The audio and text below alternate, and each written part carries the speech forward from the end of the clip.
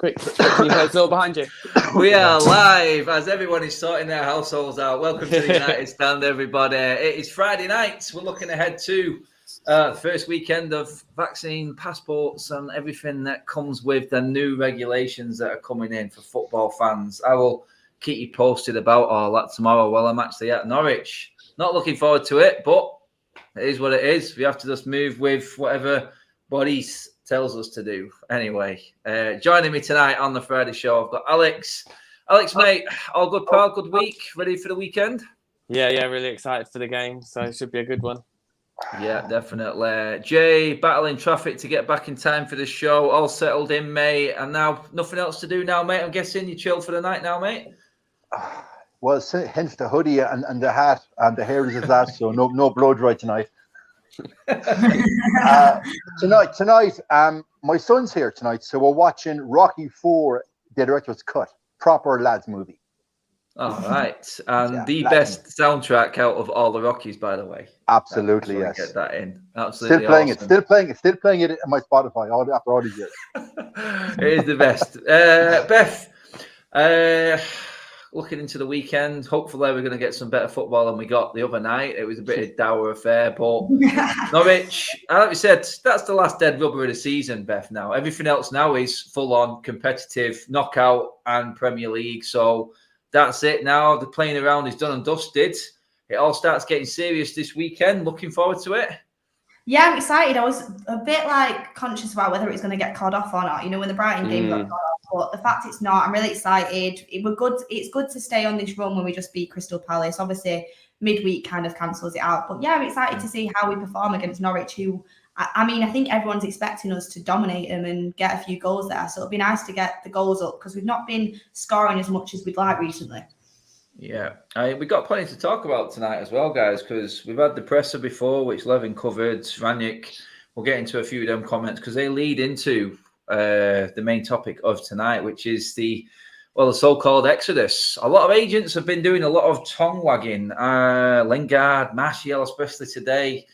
Pogba, Rangnick was talking about his conversation with Pogba and how far away he is, coincidentally, around about exact time that the transfer window opens in January, that Pogba will be ready to play again. Look into that as much as you want, but I'm just saying, just pointing out the facts. That's what it is. He's picked his number one. It so seems. Does that mean that we're seeing a goalkeeper leave in the January transfer window as well, man? We could be looking at 6 or 7 outs here. But Alex, I'm going to come to you first, mate, on this one. We touched on it last night with with Levin, Jordan, and Kev. Kev, hopefully you have a good night on your work to do tonight, by the way, mate. I know you're probably watching somewhere later on or when you're recovering in the morning. Hope you have a good night, mate. But we touched on it last night, Alex, mate, and it just came out of our general conversation on the show that Martial probably would be the fall guy out of our opinions. And then lo and behold, today, Lambolia, his agent, has come out talking on Sky, saying that he does want to leave Manchester United in January, in fact, Alex, mate. I mean, I don't think we've spoke before. Are you a Martial fan? We've not spoken Martial, sorry. Are you a Martial fan? Do you think there's a role for him under Rangnick, or is it too many players in the way? I feel like it could be too many players in the way. I'm a fan of him, but I do rate his talent, but I feel like it's kind of misstep of his talent of what could have been with his story. He's had glimpses of absolute brilliance, and then the thing I feel like with Martial always is his mentality. Every time, you saw with when Tellez came in, how Shaw rose to the challenge and really kicked on. But with Martial, it seemed like when Zlatan came in, and he took his number, which obviously upset the apple cart. But even just the competition of Zlatan, some players would rise to that and use it as a real incentive to try to kick on. But then he seemed to fade, and then likewise, he built a bit of momentum under Ollie. Had that brilliant season. As our main striker and everything. And then Cavani came and he seemed to just wilt again. He didn't rise to the challenge again. But the talent is all there. But I compared him earlier on Twitter to a bit like Memphis. What I think will happen there, as soon as he's away from United, he'll start doing decent again. I don't think he'll ever get to the very top level, to a team like United again, or Real Madrid, Barcelona, something like that. Or, well, Barcelona might be a possibility, but a Bayern or a Real Madrid or whatever. But it just seems like a bit of wasted talent. But the agent thing is a weird one, because normally you think when a new manager comes in, so like someone, for example, like a Van der Beek or whatever, they'll be like really up for it. Okay, Ollie didn't use me, likewise how he didn't really use Martial as much towards the end, but he'll be thinking like, oh yeah, I can come in, impress this new manager and really get some game time. But it makes me think that maybe Rangnick and Martial must have had a talk, and he must have said that he's not part of his plans for it to be like that sudden as soon as Rangnick comes in, for him to instantly, without even like having any start or anything to prove himself. I know he's been injured, but to the fact that he's not even going to try to fight for his place under a new manager does say a lot. I mean, you are up against two of the best strikers of the last decade, so it is quite hard to break in. But you see, like, I feel like Mason's going to rise to the challenge, and Rashford, who you can argue both of them are ahead of him in that pecking order in this two-man up front. I would personally think that the main two we should be using is Cavani and Ronaldo. But after that, it would probably be Greenwood and then Rashford. And then it's like Martial would then be third choice just to like become a backup. So I don't blame him for wanting to leave. And I do think he'll do well when he leaves. Yeah, I mean, like we said then, Beth, just in the intro, the games thick and fast are all important games now. And there's no like in between games to get players warmed up to a Rangnick style. I mean, he threw all the kids on the other night and pretty much just said, I'm not really bothered about this Champions League game. The fact that we're having substitutes of goalkeepers said everything for me. Mm-hmm. But Martial hasn't really got time to ease his way back in even, has he? Because the games are that important. We need the points. We need the wins in Champions League, FA Cup. Now that's all panning out going into the new year. So he's really in a position where I think reality kicking in, he's best probably going. Would you say out on loan or permanent, no, Beth, for Martial? I mean, personally, I have always been a Martial fan. I think he's always had massive talent. Like when it always was the Rashford Martial debate, which I never thought it should have been. They're both quite different players, but I do think Martial on his day is extremely, extremely talented. But the only problem is we've not seen that consistently over the years. And you think, how long has he been here now? 5 or 6 years? If you've been here for that long, surely we should have had some consistency by now. And when you look at that team, Rangnick's going to want someone who's going to... I mean, I do think Martial would work hard. I don't believe into this persona that he's lazy. I think under the right management, he would work hard for the team. But when you look at all the options there are up front, and already he's kind of gone to the back of them options because he's not been available. He's now seen Greenwood, he's seen Rashford, Cavani's coming back, who's very well known. Rashford's obviously going to start, not Rashford, Ronaldo's obviously going to start every game. So there's literally one space, and there's quite a few people ahead of him. And I do feel a little bit, I don't feel sorry for him because he has had his chances, don't get me wrong. He's had more chances than a lot of players in that team, and he's not managed to get that consistency. But I do think Martial, if he wasn't in such a high-pressured team like Manchester United, where every game is, I mean, every game's important to every team, but if he had not as much competition around him and he got a good run of games, I think you will see him flourish. And I think that's what's going to happen. I think it's best off that you obviously part ways. I prefer a loan deal because I do think he'll do extremely well when he leaves us. I've always said that. I think if he gets a long run of games in a team where he's not got the massive competition around him, I think he'll really, really flourish. But I do think it's kind of been and gone now. So I do think we will end up selling him, get a bit of money for him. It's a shame because we probably could get a lot more money for him. He'll end up going for a lot less because of his performances recently. But realistically, he's worth a lot more than what I'd say his transfer is at the moment. He's still relatively young. I think he's 26. So he's still got prime years ahead of him. So I do think if we get a decent amount from him, we can invest it into a midfield option, which we desperately need. Up front, we're not lacking in options. So if we were, I would be a bit hesitant. But I think time's been and gone, and I wish him all the best. I think he could do maybe what Lukaku did, like go to Inter Milan, somewhere like that, really get his career going. And I think he's got a good career ahead of him, to be honest. I just don't think he's going to suit Rangnick's style. And like Alex said, for him to say it this early on, there must have been some sort of conversation there about him not kind of being in the plan. Yeah, I mean, Rangnick did say, look, in terms of players leaving, it is still too early to say, but obviously the conversation does need to be had with the player individually on a one-to-one basis and discussing whether it's better for them to leave. I mean, the ultimate question will come up in the fan base, Jay, and that would be, is he better than what he's leaving in terms of the other players fighting for his competition? Alex touched on Greenwood there. No doubt that his best two performances this season have been while playing in a central in a forward centre position. Then you've got Rashford there. I mean, for you, is Martial going to have enough to compete against Greenwood and Rashford? Is he better than any of them? Do you think he should wait and see if he can get in the team and see if he hits the ground running?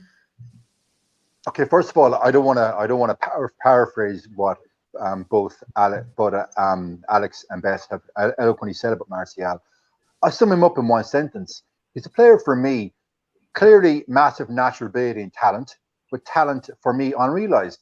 He's one of those players he could have, should have, would have, but simply didn't. Now, the proponents of Marseille FC would point to that season, 2 years ago? Is it 3 years ago? I can't recall. It was so long ago that he scored 25 goals, had a couple of assists. And it was during COVID. Yeah, during COVID. Empty arenas. Yeah, but guys, in the end of the day, like, you know, one hot day doesn't make a summer. He's had one good season in 5 years, and if he thinks that he is a striker, well, 20 goal minimum every season would be the minimum requirement that I would expect. And he has clearly not risen to the occasion when challenges have been given to him, aka one of the best finishers of the last 20 years, Mr. Mihimovic. That challenge is put in front of him. He didn't rise to the occasion. He went into a shell. And then obviously Cavani, Greenwood's game came on leaps and bounds for me, because you can see last season, even on the pitch, Cavani was telling Greenwood where to go. And I've got no doubt Cavani tried in a training ground. I'm only surmising here, to try to get Martial to have maybe a better positional sense when he's playing centrally. Whenever Martial has played centrally, for me, in the recent past season, he hasn't really done it. So he's been shown to the left. His best position out on the left, well, Thierry Henry started out there. He developed into a standout striker. Martial hasn't done it. I think it's time now to definitely cut our losses, get 30-35 million, if you can get that kind of money for Martial. But history will tell us that any time that we sell a player, we sell the player for way less than market value. We almost get our pants pulled down on sales.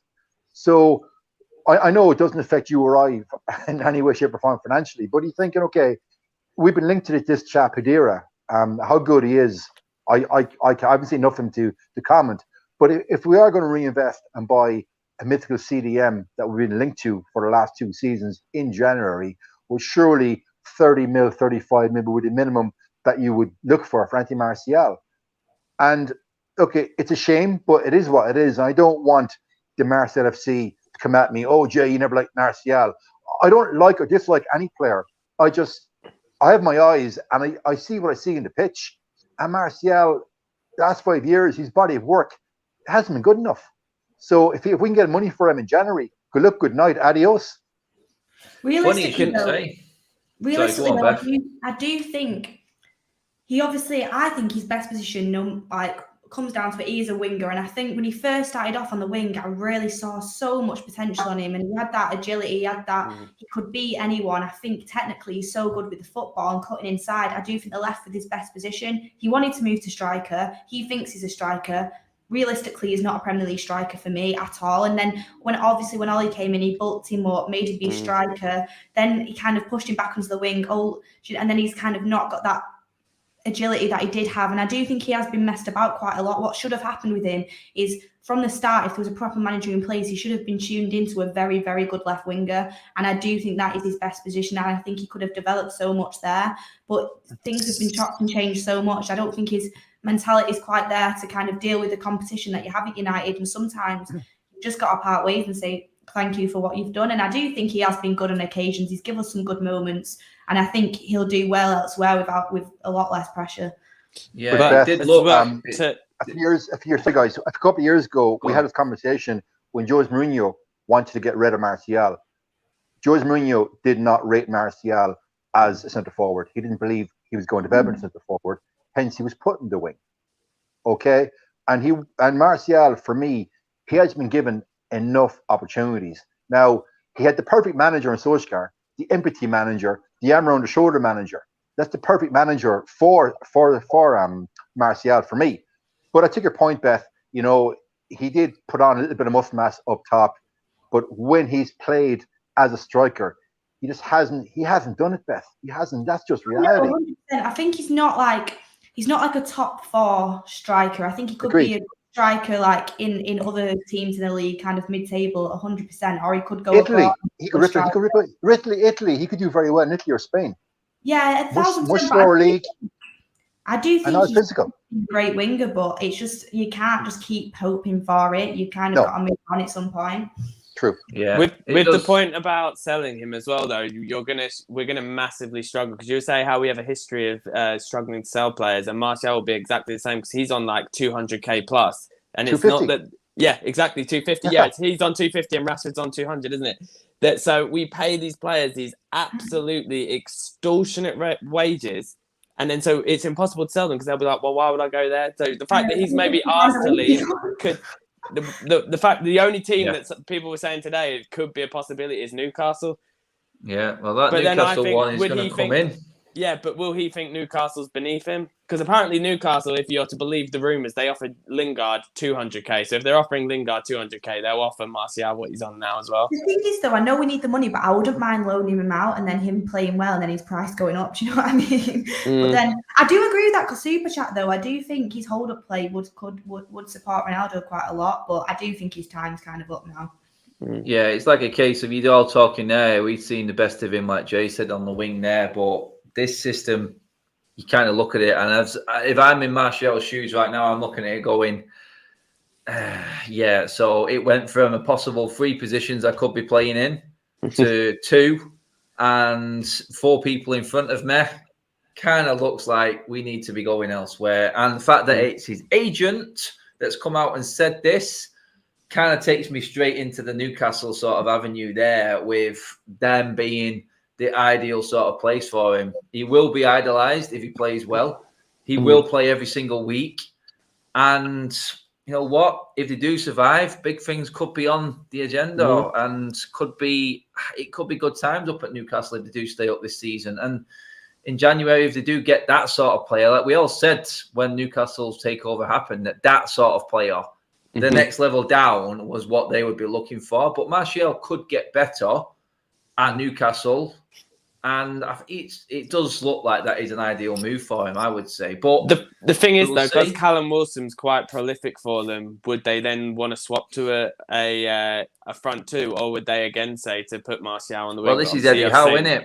Yeah, Eddie Howe does like the attacking overload up front, doesn't he, as well? I mean, he tried it with us a few times when he was at Bournemouth, but for me, I think Martial's days, we were saying it last night before this news even came out today, it was quite clear. But, I mean, Beth, it is all the agents doing the talk, and I think that's probably the most annoying thing out of all of this. It's not Raiola, it's Lambola. His fellow countryman, obviously, never stays out of the news. And again, I think Raiola's just thrown Pogba under the bus again here, saying, look, we've got an offer on the table from United and there's loads of other offers. It's like, why the hell are you not making your mind up? Why?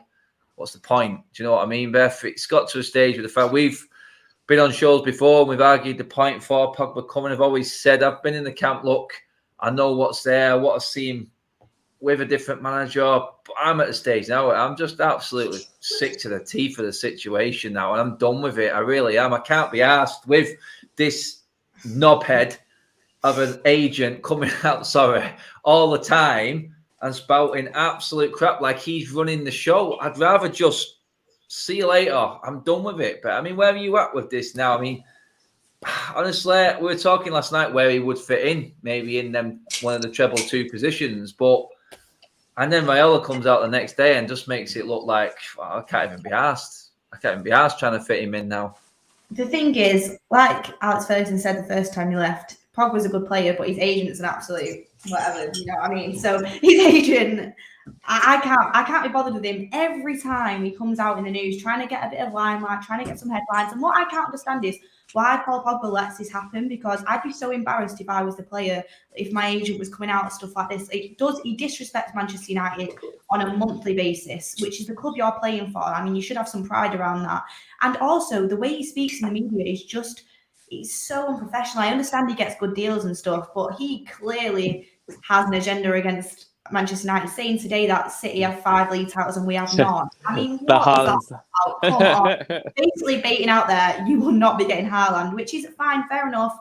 I don't want Mino Raiola anywhere near the club, to be honest. But with the Pogba situation, when you think about Pogba, if you've got all these offers on the table and you've got this contract extension offer for Manchester United, make it clear to us: are you staying? Are you leaving? Just make it clear. You've got at this point. Surely he knows. The only thing I can think about if the offers elsewhere that he's going on about aren't actually that great offers. So he's kind of waiting till the final moment he has to decide.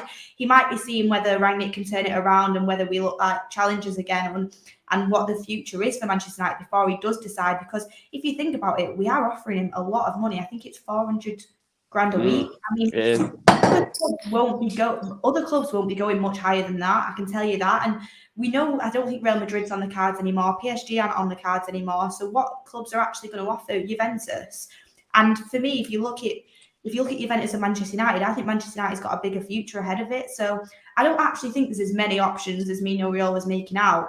All I'd want to know if I was Rangnick now, and I'm looking to see if I'm going to bring Paul Pogba into the team or not. If you are going to stay, like, fine, we'll integrate you into the team, we'll get you under this system, sign the contract, that's that, and we know that's happening. If you're not going to stay, then there's no point even trying to implement the system for you. Stay on the bench, stay in the under 23s. That's what I'd do if he was thinking of leaving, because the way that he's kind of gone about it, and I know that every player has the right to weigh up their options, but he has weighed up his options for a very, very long time now. Surely he knows what he's going to do. And at this point, he's just kind of messing the fans around. He's messing the club around, and he just needs to make a decision. I'd like him to stay because I think he's a great player.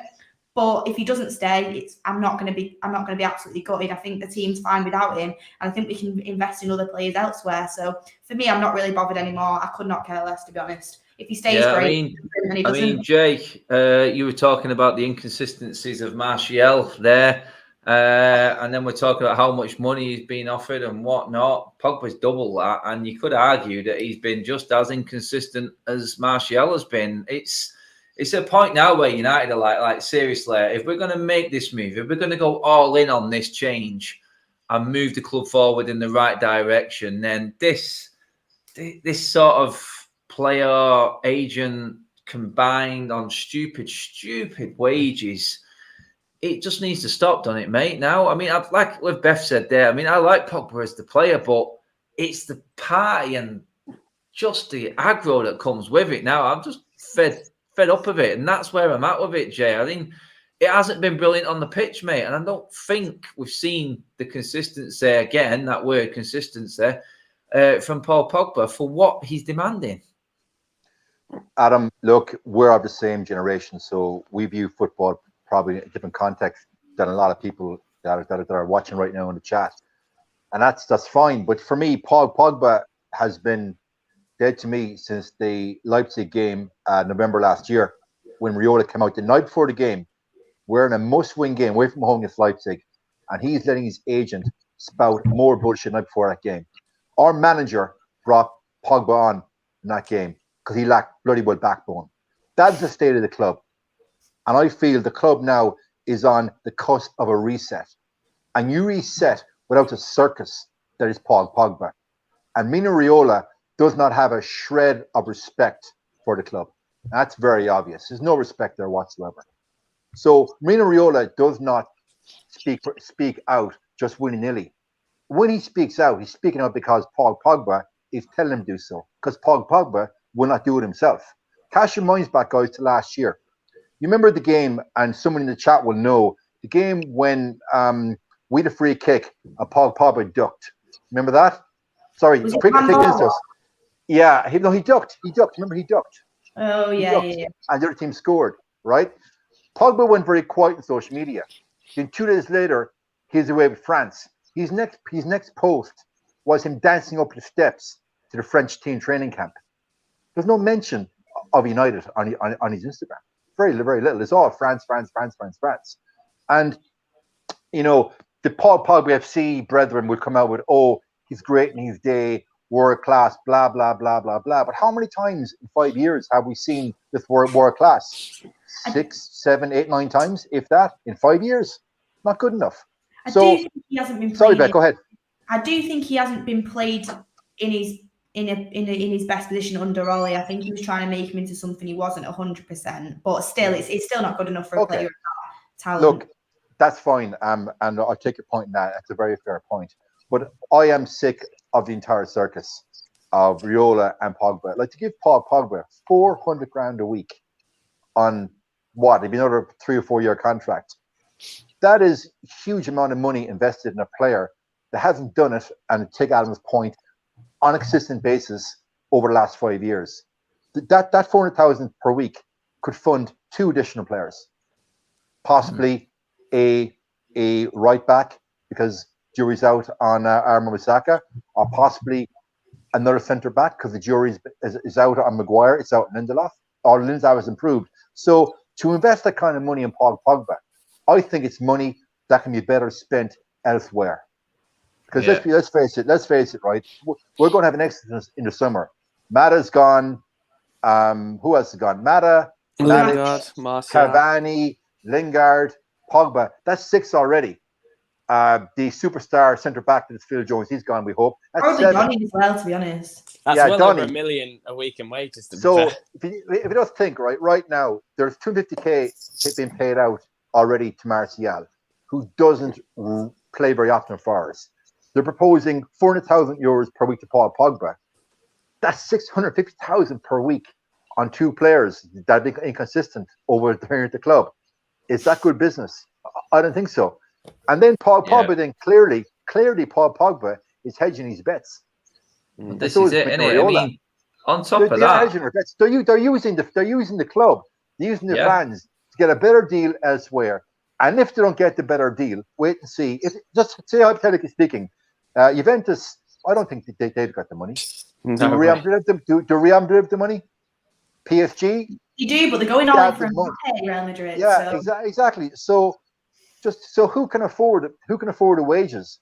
So we could be sitting here then next June having this conversation. Oh, Paul Pogba was re-signed on that money, and I'd be like, oh, for God's sake, we're stuck with Pogba for another 4 years on that money. I'd be gutted if he stays. To be honest, Adam, Beth, and Alex, I'd be gutted. I want him gone. I think he's going to stay. I've always said that. I genuinely do think he's going to stay. Thing is on this now, and I was listening to Rangnick talking earlier on, Alex, and you look at it and you go, he's talking about how long it's going to take Pogba to come back and get fit, then get fit enough to train, and then eventually get match fit. He hasn't been having a good time with injuries that I've noticed, and this is a big problem with him now. There's a time every single season now, and it's like it's not going to get any easier. Believe me, I know it does not get any easier. When the injuries start coming in, it's career killing, and some of the best, we've lost some of the best simply because they just cannot handle the injuries anymore. And this is a bit more consistent with Pogba now. So form, agents, everything aside, mate. I mean, it's a lot of money to put on a player that does spend a lot of time in the medical room now. Yeah, it's starting to get worrying with how he seems to get these like big injuries now, at least one every single season. I feel like with Pogba, like going back to what you guys were talking about, I don't think I've ever flip-flopped on a player more than Pogba, because it's like on one hand, his agent will come out and I'll be like, oh, get rid of him, he's useless. And then he'll like he'll like start playing again, and he'll put in some of the performances he does, and like him being able to like take the ball out like dribbling and stuff for a player in that position, and like some of the passes he does, and I'm like, right, sign the contract and stuff. Like at the beginning of the season when he was on like 7 assists in like 3 games, I don't think any of us were like, get rid of him. We were all like, oh my God, he's been brilliant and all this. So he is a player that really obviously divides opinion. Like Beth said, we haven't really played him in the right positions. And what like one of the comments said about him being inconsistent, Man United have been inconsistent since Fergie left as well. So the one thing that I feel like really kind of shoots Pogba in the foot is that we've always said about getting like a player, like when we signed Matic, it was to unlock Pogba. When we signed Fred, it was to unlock Pogba. We've always said when you get the players around him and these world-class players around him, that Pogba will start playing better.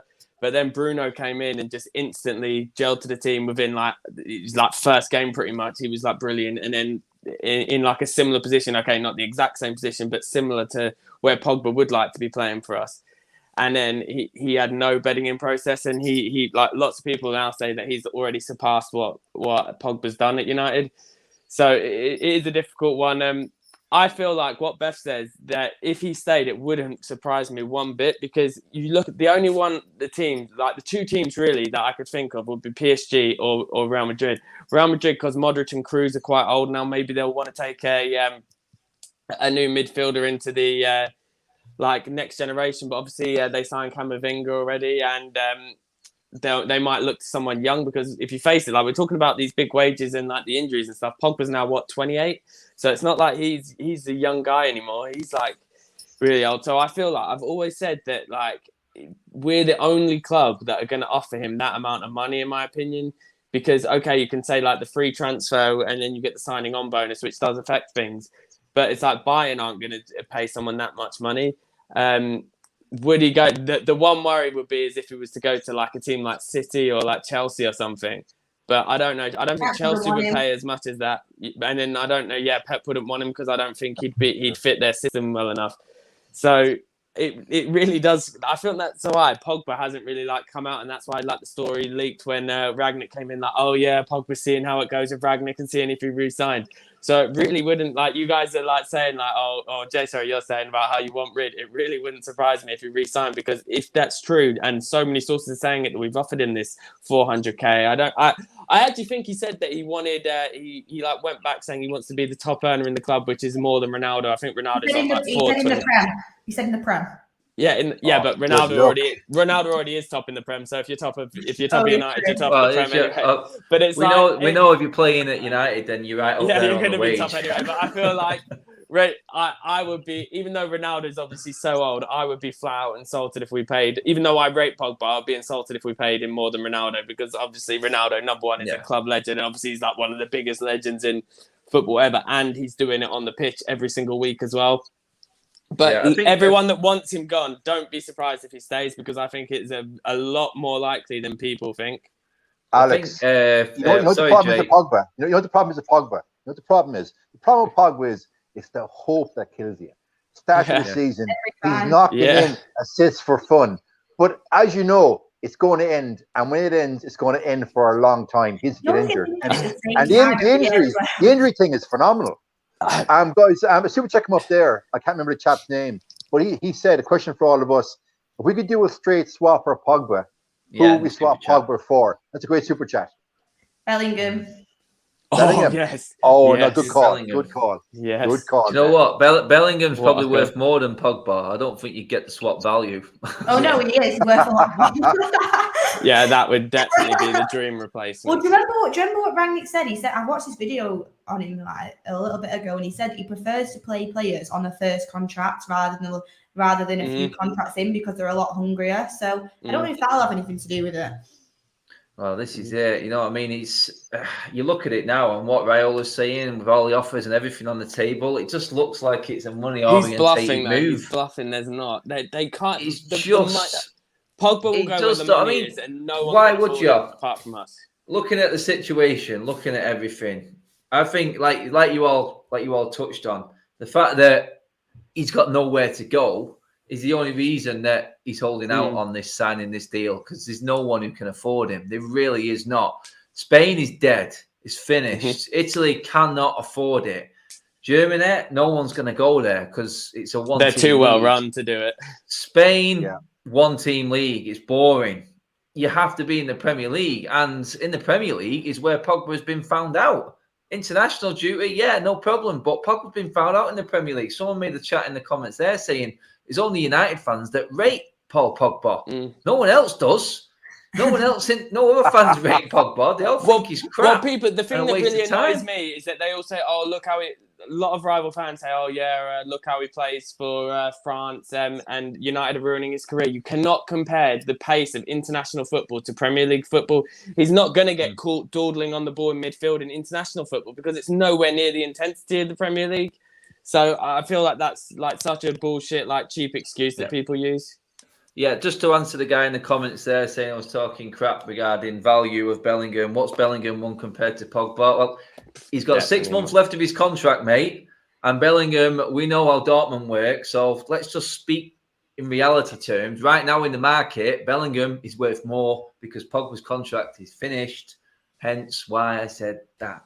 If you include like English tax and everything on top, Bellingham's probably the highest rated youngster in the world by an absolute mile. This is it. I mean, guys, just take it for what it is, guys. The situation we're in is why we're talking about it. That's why. It's not like we're not going to... And you know what? Mourinho probably nailed it best when he was concerned when Pogba won that World Cup because he knew what was coming. He knew that World Cup winners medal was going to hang around Pogba's, his and his agent's head in all negotiations going forward. I mean, you only have to look at some of the other French players like Varane and players like that who I think are miles better in their position than what Pogba is. Just get on with it. You know what I mean? It is what it is. I mean, Pogba's always going to be that type of player, and we won't stop talking about him until he leaves the club. It's always going to be that way. But, I mean, the list goes on, guys. I mean, Rangnick's talking about players who may suit a loan move, may suit a permanent move. Jesse to Newcastle. Romano Beth has been talking about this as well today. He's come out and tweeted it that there is an offer on the table for Lingard now from Newcastle. So, the way he played the other night, for me, it looked like he checked out, Beth. Lingard, it was awful for me. He looked way off it. And this is a player who didn't play for a whole half season, then went to West Ham and hit the ground running. So what was his excuse the other night? And that's what concerned me with him. I thought he would have fitted Ralph's team perfect. But honestly, I think it's best if Lingard does just go now. I just don't think it's going to work for him. And Newcastle is ideal, let's be honest.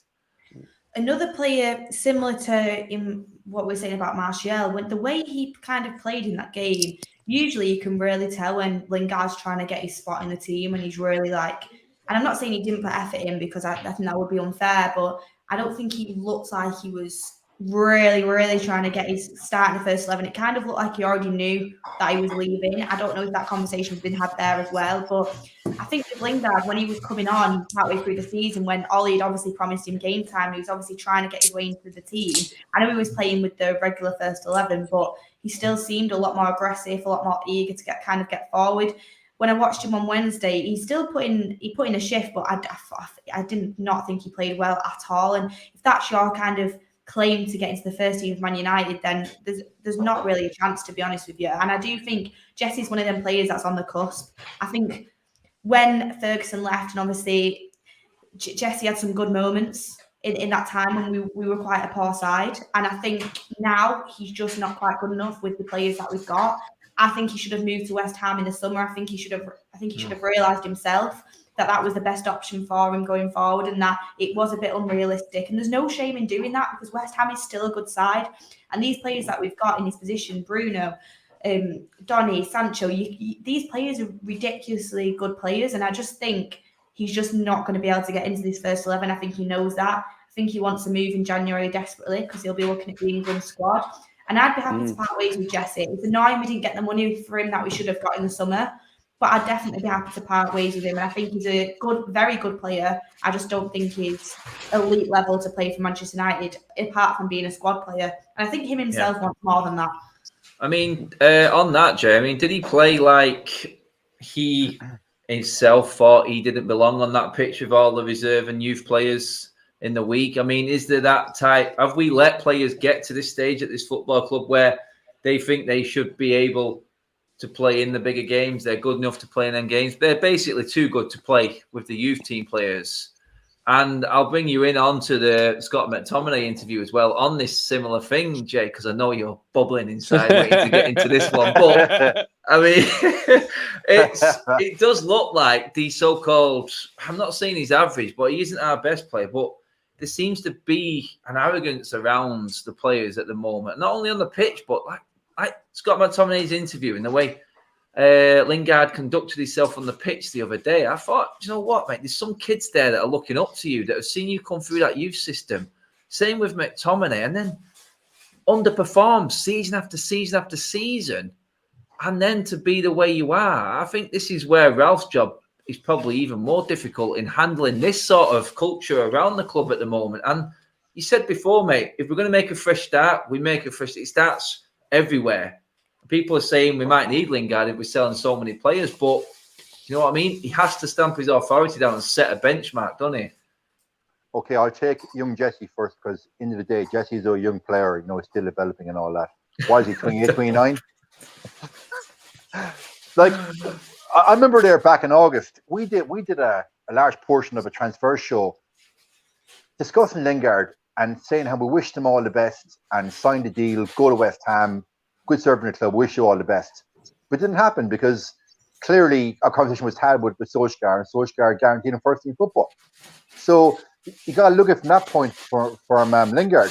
But then fast forward then a few weeks ago when he posted a picture of himself in a West Ham kit the day before a game. And then he goes out then in a Champions League game, as one of the older players in the team. Senior player. Like, one of the older senior players, knowing that there's a lot of young kids on the bench, two kids starting on the flanks. No, I don't mean kid in derogatory fashion, but they're young guys, 19, 20, young guys. Like, Jesse, show some leadership. They've seen you come through the ranks of the club. Now they're there, they're young, they're finally on the pitch, Champions League. Show some bloody profession and pride and leadership. I said on the post-match that Jesse Lingard did a very good impersonation of being a ghost, because for me, he was a ghost on that pitch. If he had any notion at all of playing himself into Rangnick's plans, well, he's messed up. He well and truly has. Like, I don't want to go in him too hard because he's a professional athlete. He plays for the club that I've supported all my life. But I did expect more from him as a professional footballer. And I think professionally, he let himself down in the Champions League game. Really let himself down.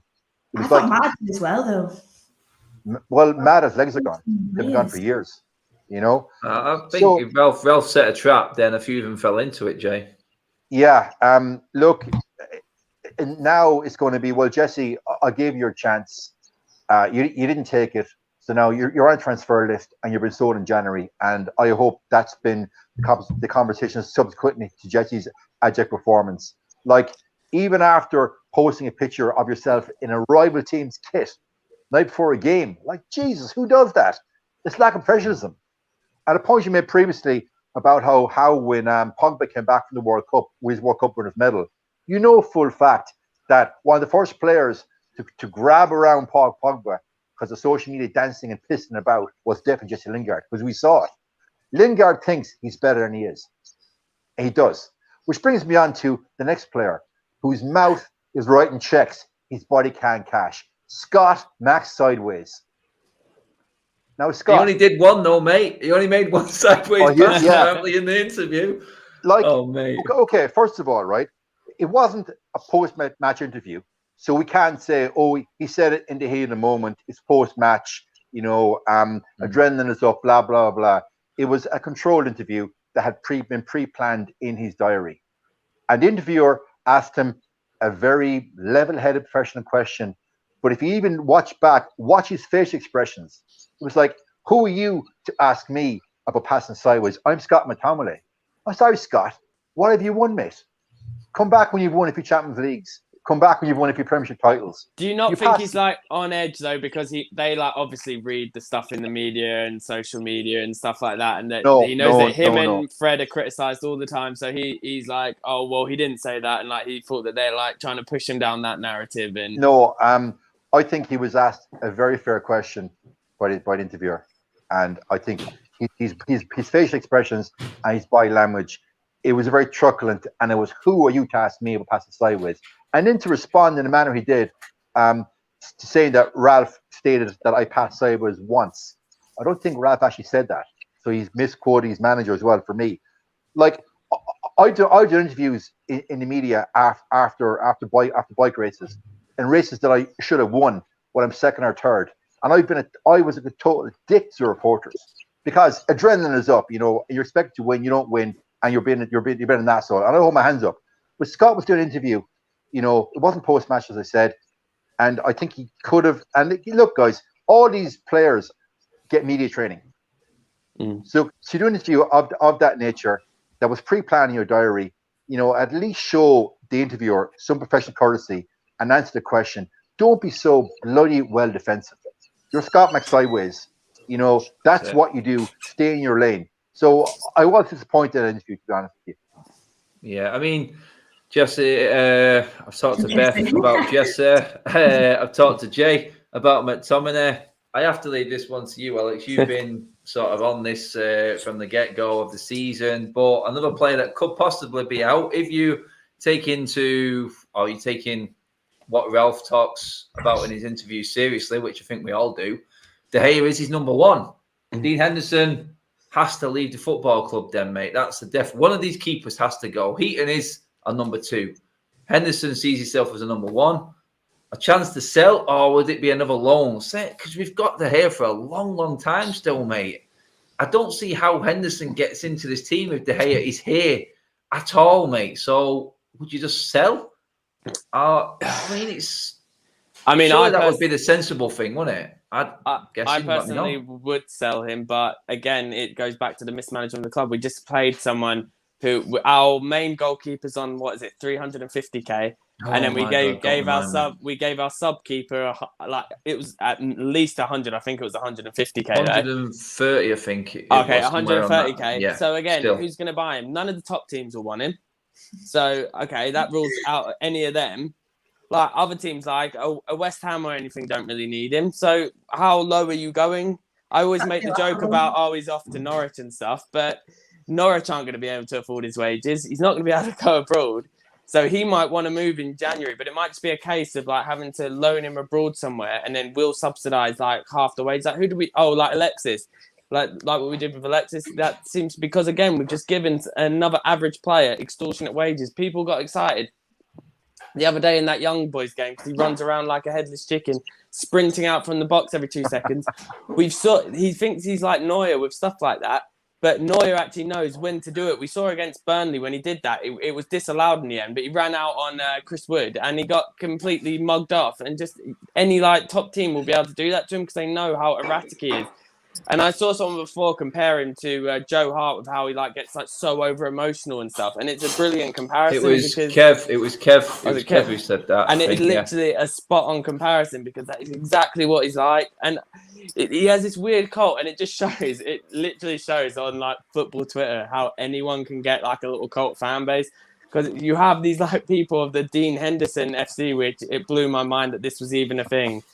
And like that, they just every post De Gea puts out, they hurl abuse at him.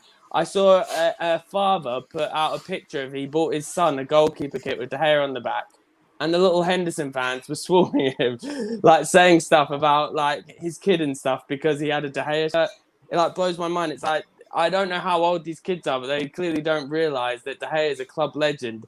And like I've said on here, and I still am kind of that opinion that okay, football has moved on and maybe you do need a more progressive keeper. But if that's the case, then we need to buy one. Dean Henderson is no way United standard. And I think it's just because these people like those, they see like an Edison and Alisson and players like that, so that they get this dream view of how they want United to play. And that's fair enough. Yeah. If you don't think De Gea can be taught that, then okay, that's fair enough. But then we need to buy a new keeper. Have the standards been lowered so much that Dean Henderson people think is the answer? Because you'll see now, if we put him up for sale in January, do you think do you think Real Madrid are coming for him? Do you think Bayern are coming for him? Or do you think Stoke are coming for him? You'll see the teams that are coming for him. I do. If he was as good as they're all making out, and if he's better than De Gea, I think you're overly harsh on him. I'll be honest. If he's a good keeper, we'll see. We'll see then. We'll see. We'll see in January. We'll see who comes for him. We'll see if any good team come from. They won't. We will see. He's England's fifth choice keeper for a reason. I'm not saying he's better than De Gea. De Gea's been better than him this season, but I think it's unfair to say he's an awful keeper. The only reason he's not awful, but he's not the conversation is happening because of Manchester United. I think okay. So who do you think's coming in from what level of club? Well, there's no one coming in now. No one's coming in because United have mismanaged it. Chelsea tried to buy him before we signed him. Yeah, and I bet they thank their lucky stars because Mendy is. We've not seen anything of him since then. Really, he's not had a full run of games. I do think he's a good keeper. Well, I'll hold my hands up if he works his way up and like becomes England's number one. Then I'll hold my hands up. But he's not. I do believe that Ajax link is probably ideal for him. I think the Ajax move would be ideal for him. I do. So do I. Yeah, that would be a good move. That would be a good move. Then you would see, like, Alex's question would be answered, Beth's argument would be answered. I liked Henderson. I liked his attitude, but I was in the boat of we need to sort this out in the summer. It's one or the other, and as long as one's there, it's going to be detriment to the other. So I don't think we're ever going to see Dean Henderson at the top level because of the way United have handled the situation. That's the way I see it. But just to split that up, this one is just for Jay. I'm just going to drop that super chat right there for you, mate, just to play that up there from the interview. Okay, I'm going to do a Roy Keane here. It's a nonsense. It's a nonsense. Yeah, it is a nonsense, isn't it? I mean, there's so many plays to go through right now. I want to touch on our expectations for the Norwich game. It is tomorrow. Big game, Beth. A lot riding on this one. We need to keep the run going, obviously, in the league. But the first time we've won 3 games in a row since, I can't remember. But everyone now, from what I've spoke to, and I suppose yourself as well, looking at that run of fixtures, expectation levels now. I mean, we're expecting a win against Norwich, but past Norwich as well. Touch on the Norwich game and what you see team lineup-wise and how we're going to approach it. But going into 2022, with the games we've got coming up now left this year, we expect to be right up there again, surely. Comfortably top 4 position, would you say? Yeah, I actually do. I mean, I'm always a bit maybe overly positive about how we're going to do, but if we... No, it wasn't like you said we're going to win the league, Beth. We've still got a chance, joking. Champions League now, got my bet on. I'm joking. But I do think with the run of games we've got coming, I don't see us dropping many points, if any, to be honest. If we keep playing the way and improving the way you played the first half against Crystal Palace, we've not really got any massive teams that I think can give us a big challenge. It's always going to be a game that maybe we're going to not play as well as the others. But if you're looking at it from a standard where we need to get top 4 and Rangnick's standard of coaching, I would not expect us to really drop any points, to be honest, looking at it going forward, unless you have a massive injury crisis. And even then, I think Rangnick's got the capabilities to get us through these games massively. I think we'll see us keep improving on the high press. There's not going to be much time for training, I think. So he's going to have to keep doing it the way he kind of did it for Crystal Palace, visually, trying to embed it into the players, maybe talking to players one-on-one. But I do think we're going to gradually see a big improvement. And these games is a perfect time to do that. Obviously, they're must-win games, so we have got to go full force every game. But it's going to be interesting to see what kind of tweaks he makes to the team over the course of games. Who's his kind of ideal substitutes? We've seen now that he kind of does like Lingard. He's in the squad again for tomorrow. It's going to be interesting to see him get more and more game time. He obviously really does like this player, which is exciting for us because we've not seen really much of him. I don't think he had his best game against Young Boys, but I do think he was pretty decent when he came on for Crystal Palace. So that'll be exciting to see. But honestly, I don't expect us to drop any points, and I expect us to beat Aston Villa in the FA Cup. I really do. I think it's a competition that we could get far into, and it's one that we can be looking at now that obviously the Premier League is out of sight. But looking at the top 4 situation, I think West Ham have, who do they have this weekend? Burnley, then Arsenal, is it? Like they are hard games to play, and we've got a pretty decent run of games coming up, and I do think we can get into the top 4. I think that should be our aim. And ultimately, even though we're not going to get to the level of City, Liverpool and Chelsea this season, we're just not. It's too far gone now, but you still should be looking to try and close the gap. That's what I think that squad's capable of. I mean, it's a shame it's not happened earlier on in the season, but that squad's got massive capabilities, and I'm excited to see us getting fitter, pushing on with this press and seeing what kind of players Ralph brings into the team. Yeah, definitely. Guys, have we finished playing musical chairs? Are we okay? I don't know why it always does that on stream. It's crazy. But Jay, on what Beth was saying there in terms of Alanga, excitement to see him get more game time, 2 big guns. I've been back in training.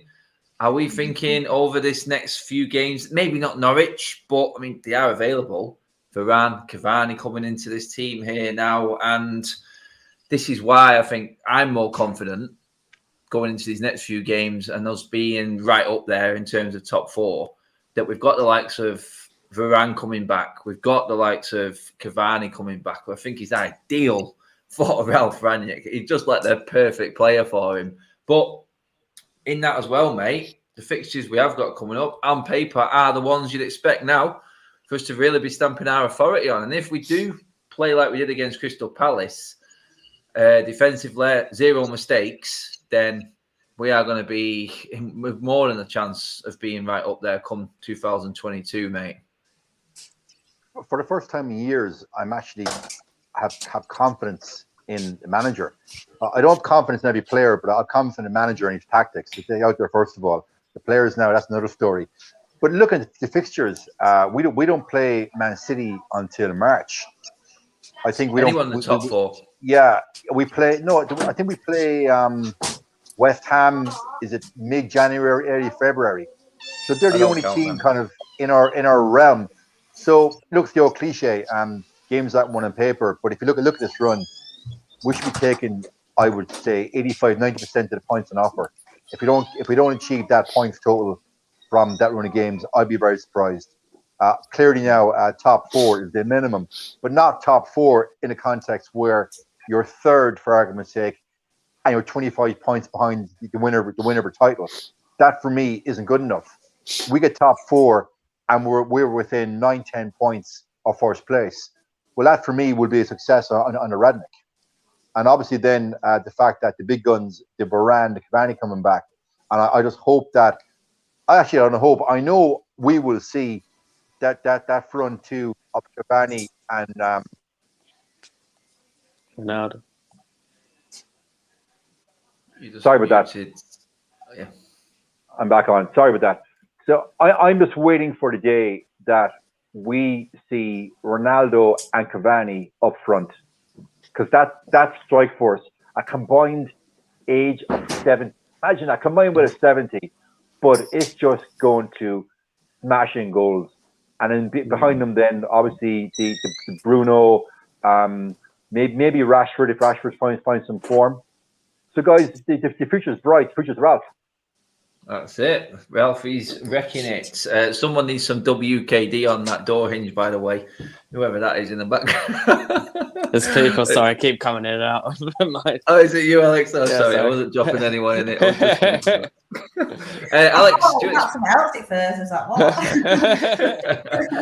Alex, do you expect much change from that Palace game? A lot of people have talked about Eric Bailly more than deserving a shot in that central defence, and it's kind of annoying that Slabhead will walk straight back into that team tomorrow. I mean, Bailly, I think, more than anyone, has earned his spot in that team right now. And we did a team yesterday, Jordan, Levin and Kev, and we had our favourite backline as, I think it was Dalot, Shaw, Eric Bailly and Raphael Varane as our favourite back four in that system, mate. I mean, has he got a chance or is it...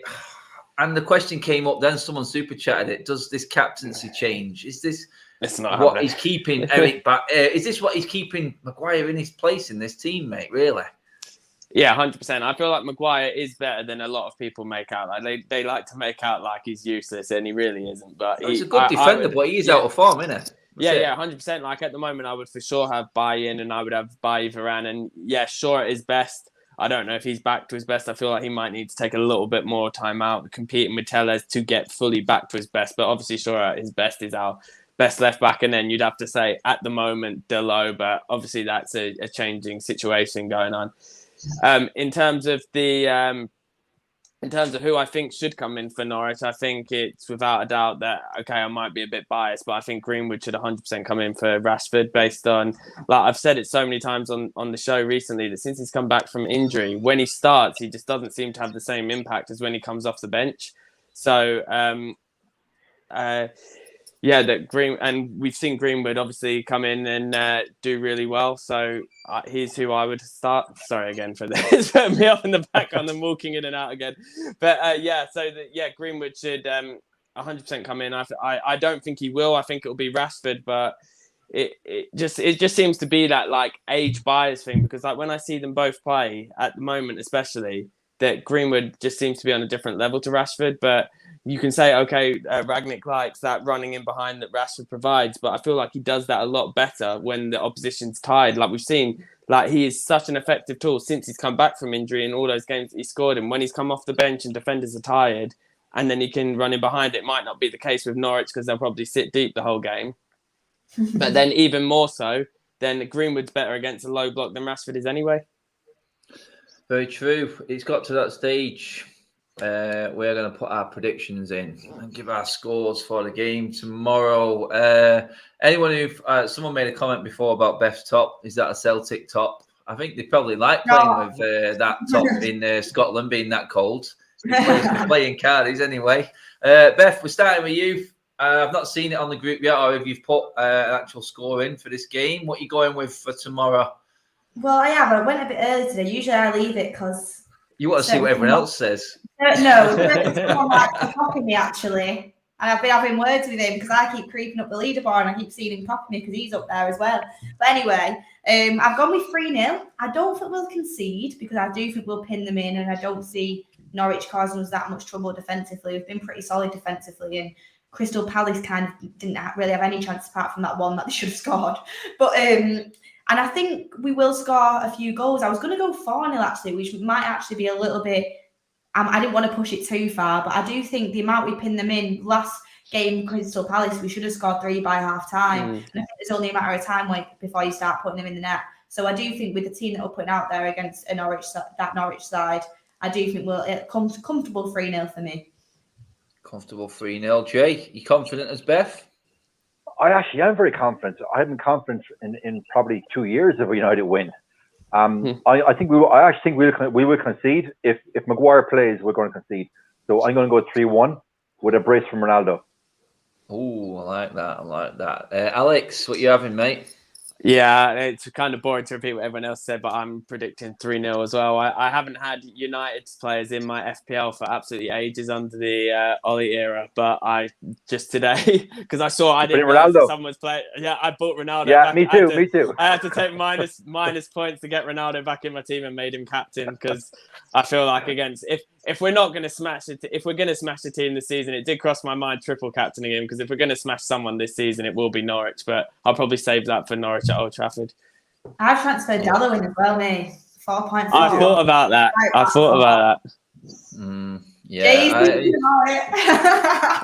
This is it, guys. That brings us to the end. Oh, by the way, I'm going 2-0 United. Sorry. Adam, what's your prediction? Yeah. Thanks for asking, guys, by the way. No problem at all. Guys, that brings us to the end of the show. It's flown by again. We will all be back this weekend in some form. Going over the Norwich game. I think, Jay, you back on the fan forum. Alex, are you on that as well this weekend? Correct. Yeah. I was meant to be, but it's my dad's 60th, so I'm missing it. Anyway, hopefully it is as we've all predicted, and we are talking about moving on up that league table again this weekend. Everybody, thanks for all your super chats, your chats. Comments have been on point again tonight, especially some of them super chats regarding Scott McTominay, I must admit. Beth, cheers for coming on again. Good luck tomorrow. I know, thank you. It was amazing to be here, chat to you on. Hopefully I get my score prediction, move up the ladder, and more importantly, we win. That's it. A win of any sort will do. Jay, cheers for battling that traffic and getting on in time, mate. I'll tell you, I'm never doing another show on my phone because at the last 10 minutes there, the phone kept ringing. So my apologies, everybody watching. No problem. It was Scott McTominay ringing you, asking you. It was Scott ringing me, yeah. Scott's agent, mate. That's what it was. Scott, yeah, they don't speak for themselves. Scott, if you're watching, Scott, you want to go outside? Just do it, mate. No problem. Alex, cheers for coming on, mate. Brilliant show. Yeah, thanks for having me. I'm looking forward to another good performance that hopefully we don't burn out as early as we did, but obviously it's going to be step by step as we get our fitness up. Well, I'll say 8 hours driving in one day for me tomorrow. I'm hoping that we're going to get something out of that, especially with all the new COVID passports and all that's going on now and all the new rigmarole. So hopefully the football makes up for it, and I'm driving home at least happy tomorrow night. Anyway, guys, for now, that is it. Don't forget to give the video a like on your way out. Subscribe to the United Stand. We'll all be back this weekend. Enjoy your weekend, guys. Hopefully it's a good one for the Reds. We will see you.